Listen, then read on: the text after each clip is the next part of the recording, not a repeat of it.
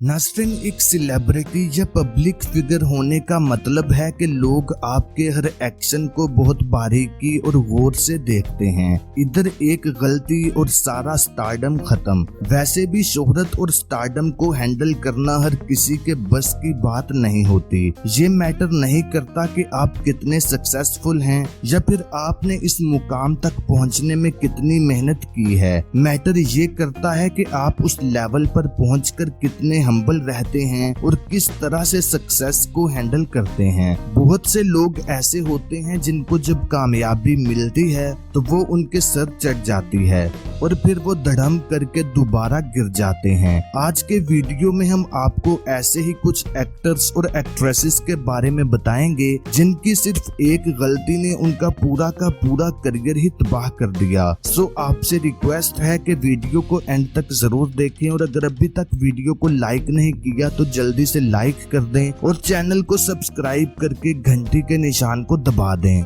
Number 1, Amisha Patel. Amisha Patel 90 की दिहाई की एक खूबसूरत और हॉट अदाकारा थी जिनकी हर फिल्म बॉक्स ऑफिस पर सुपरहिट रहती थी। अमीषा ने कहो ना प्यार है और गदर एक प्रेम कथा जैसी कई सुपरहिट फिल्मों में काम किया, लेकिन फिर अचानक उन्होंने खुद से कई साल बड़े डायरेक्टर और प्रोड्यूसर विक्रम भट्ट को डेट करना शुरू कर दिया, जो कि उनसे एज में काफी बड़े थे। लेकिन अमीषा के वालिदैन को ये रिश्ता बिल्कुल भी पसंद नहीं था और वो हमेशा अमीषा को विक्रम से दूर रहने का कहते। लेकिन अमीषा फिर रात को घर आने के बजाय विक्रम के साथ ही उसके फ्लैट पर रहने लगी, जिसे देखकर अमीषा के पेरेंट्स ने उन्हें घर से निकाल दिया, जिस पर अमीषा ने प्रेस कॉन्फ्रेंस की और अपने ही पेरेंट्स के खिलाफ बुरा भला बोलने लगी और कहा कि मुझे मेरी माँ ने जूतों से मारकर घर से निकाला है। और तो और अमीषा ने कोर्ट में अपने ही माँ बाप के खिलाफ 5 करोड़ का दावा कर दिया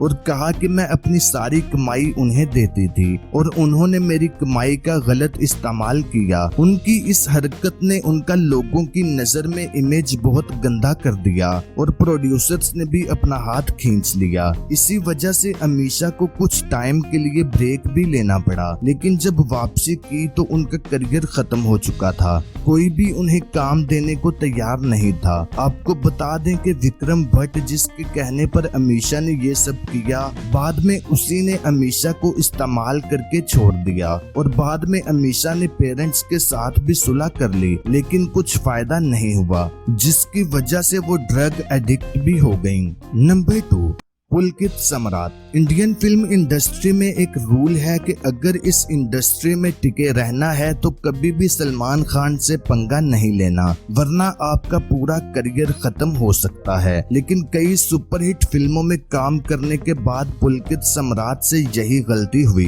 2014 में पुलकित ने सलमान खान की मुंह बोली बहन श्वेता रोहिड़ा के साथ शादी की, लेकिन 1 साल के बाद ही 2015 में तलाक दे दी। दरअसल पुलकित सम्राट अदाकारा यौमी गौतम की तरफ फिसलने लगे और चुपके चुपके दोनों ने एक दूसरे को डेट करना भी शुरू कर दिया। यही बात सलमान खान को नागवार गुजरी और अपनी ताकत का इस्तेमाल करते हुए उन्होंने तमाम डायरेक्टर्स और प्रोड्यूसर्स पर पाबंदी लगा दी कि वो कभी भी पुलकित के साथ काम नहीं करेंगे और बाद में यौमी गौतम ने भी पुलकित सम्राट को ब्लॉक कर दिया। नंबर 3, मनीषा कोइराला। 90 की दिहाई की टॉप अदाकारा मनीषा कोइराला 2000 में आकर मुकम्मल फ्लॉप हो गईं और अपना स्टारडम खो बैठी। इमोशंस में आकर उन्होंने जानी दुश्मन, पैसा वसूल और मार्केट जैसी फ्लॉप फिल्में साइन कर ली, जिसमें वो फिट नहीं बैठती थी। लगातार फ्लॉप होने की वजह से उन्हें काम मिलना कम हो गया, जिसकी वजह से उन्हें नशे की लत लग गई और वो इतनी एडिक्ट हो गई कि उन्हें शराब पी पी कर कैंसर हो गया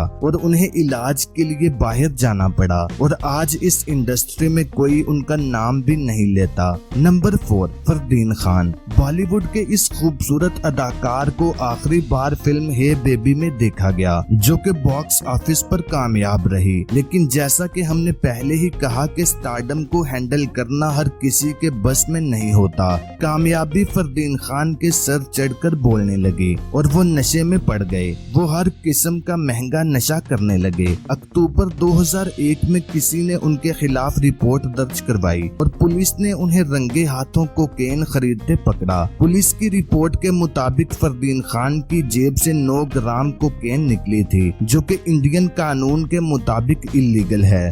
फरदीन को गिरफ्तार करने के बाद 5 दिन तक जेल में रखा गया और फिर उन्हें जमानत दे दी गई। कोर्ट में फरदीन खान के वकील ने ये साबित कर दिया कि उनके पास सिर्फ 1 ग्राम ही कोकेन थी, जिसकी सजा 6 महीने कैद या फिर अपने इलाज के लिए रिहैब सेंटर जाना होता है। ये केस तकरीबन 11 साल तक चलता रहा और एंड पर फरदीन खान जेल जाने से बच गए, क्योंकि उन्होंने रिहैब जाने का डिसीजन लिया। लेकिन उनका बॉलीवुड करियर मुकम्मल खत्म हो गया और अब वो शादी करके एक गुमनामी की जिंदगी गुजार रहे हैं। नंबर 5, संजय दत्त। संजय दत्त का करियर बहुत स्मूथ चल रहा था और उन्हें बड़े से बड़े प्रोजेक्ट्स में काम मिल रहा था, लेकिन फिर अचानक 1993 में मुंबई में होने वाले बम धमाकों में संजय दत्त का नाम जोड़ा जाने लगा और गैर कानूनी तौर पर AK-47 रखने के जुर्म में उन्हें गिरफ्तार कर लिया गया और उनके ऊपर टेररिज्म जैसे चार्जेस लगाए गए, जिसकी वजह से उन्हें 18 महीने जेल में रखा गया।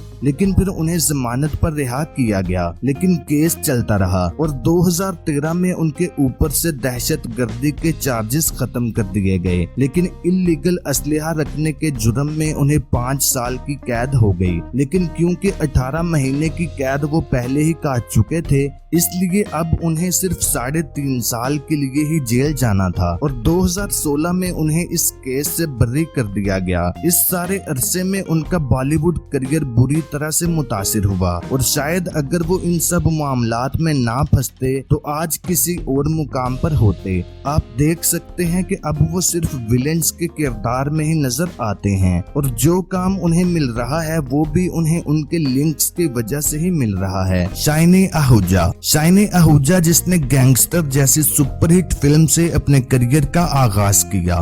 पहली ही फिल्म से उन्हें शानदार कामयाबी और शोहरत मिली, लेकिन फिर अचानक जून 2009 में शाइनी आहूजा की नौकरानी ने FIR करवाई कि शाइनी ने उसका रेप किया है, जिस पर फौरी तौर पर शाइनी आहूजा को गिरफ्तार कर लिया गया और मीडिया पर तो जैसे हंगामा ही बर्पा हो गया। मेडिकल रिपोर्ट में भी शाइनी आहूजा का DNA मैच कर गया, जिस पर शाइनी आहूजा ने पुलिस को बताया कि उन्होंने अपनी नौकरानी का रेप नहीं किया था, बल्कि उसकी कंसेंट के साथ किया था। यानी जो कुछ भी हुआ वो नौकरानी की मर्जी से हुआ, लेकिन बाद में उसने शाइनी को फंसा दिया। खैर DNA मैच करने की वजह से शाइनी आहूजा को 7 साल की जेल हो गई, लेकिन कुछ ही दिनों में उस नौकरानी ने केस वापस ले लिया। जब केस की मजीद इन्वेस्टिगेशन हुई और शाइनी के घर के बाहर लगे कैमरास में देखा गया तो नौकरानी के कहने में और हकीकत में बहुत फर्क था। उसने कहा था कि शाइनी ने उसके कपड़े फाड़े, लेकिन जब वो घर से निकलती है तो बिल्कुल सही हालत में होती है। बाद में उस नौकरानी ने अदालत में कहा कि मैंने ये सब अपनी एक दोस्त के कहने पर किया था। खैर शाइनी को जमानत तो मिल गई, लेकिन उनका पूरा करियर डूब गया और अब कोई भी डायरेक्टर या एक्टर उनके साथ काम करना पसंद नहीं करता। जेल से निकलने के बाद शाइनी आहूजा का कहना था कि अब मैं बिल्कुल भी फ्यूचर की कोई प्लानिंग नहीं करता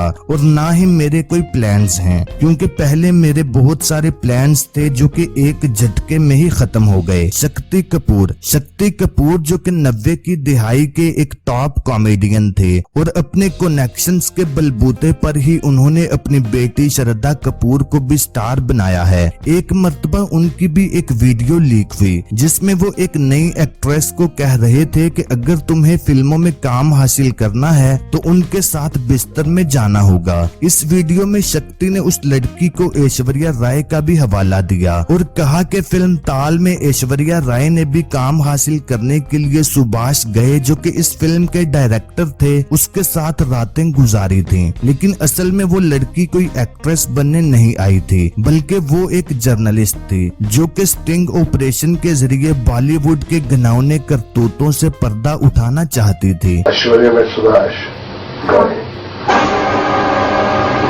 रानी में यश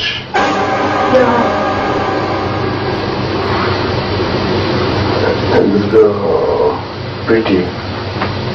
She met again Jews. She had to just do it once. What? Fuck. Shakti Kapoor की ये वीडियो पूरे हिंदुस्तान में वायरल हो गई और उसके बाद कोई भी डायरेक्टर या प्रोड्यूसर शक्ति के साथ काम करना नहीं चाहता था। विवेक ओबराय और सलमान खान के दरमियान सालों से चलती टस्सल के बारे में तो आप पहले ही जानते होंगे, लेकिन आज हम आपको मुकम्मल और असल कहानी बताएंगे। साल था 2003 का जब सलमान खान और ऐश्वर्या राय एक दूसरे को डेट कर रहे थे और ऐश्वर्या पूरा दिन सलमान के साथ उनके बेडरूम में रहती थी। लेकिन फिर अचानक ऐश्वर्या राय ने सलमान खान पर एक केस करवाया जिसमें उनका कहना था कि सलमान उन्हें अपने बेडरूम में ले जाकर उन पर तशद्दुद करते हैं और उन्हें थप्पड़ मारते हैं, जिस पर सलमान के भाई सोहेल खान का कहना था कि इतने सालों से ऐश्वर्या सलमान के साथ सारा दिन बेडरूम में रहती थी, तब उन्हें ये सब क्यों याद नहीं आया। खैर, सलमान से ब्रेकअप करने के फौरन बाद ऐश्वर्या राय ने विवेक ओबराय की बाहों में पनाह ली और दोनों एक दूसरे के साथ वक्त गुजारने लगे। यहाँ तक कि दोनों हर पार्टी और हर फंक्शन पर एक साथ बाहों में बाहें डालकर जाते थे। अपनी गर्लफ्रेंड को किसी और की बाहों में देखकर सलमान खान को सख्त जलन होती थी, जिस पर 29 मार्च 2003 की रात सलमान ने विवेक ओबराय को कॉल की और उन्हें जान से मारने की धमकी दी और कहा कि वो ऐश्वर्या से दूर रहें। लेकिन विवेक ओबराय सलमान के सामने डट गए और खरी सुना दी। लेकिन विवेक ने गलती ये की कि वो ये सारा प्राइवेट मसला मीडिया के सामने ले आए और सारी कहानी लोगों के सामने रख दी। ये बात सलमान खान को किसी सूरत भी हजम नहीं हुई। 29 तारीख की रात को 29th नाइट ये पूरी कहानी घटी है। Salman Khan called me on my phone. उन्होंने मुझे मेरे मोबाइल पे फ़ोन किया डायरेक्टली।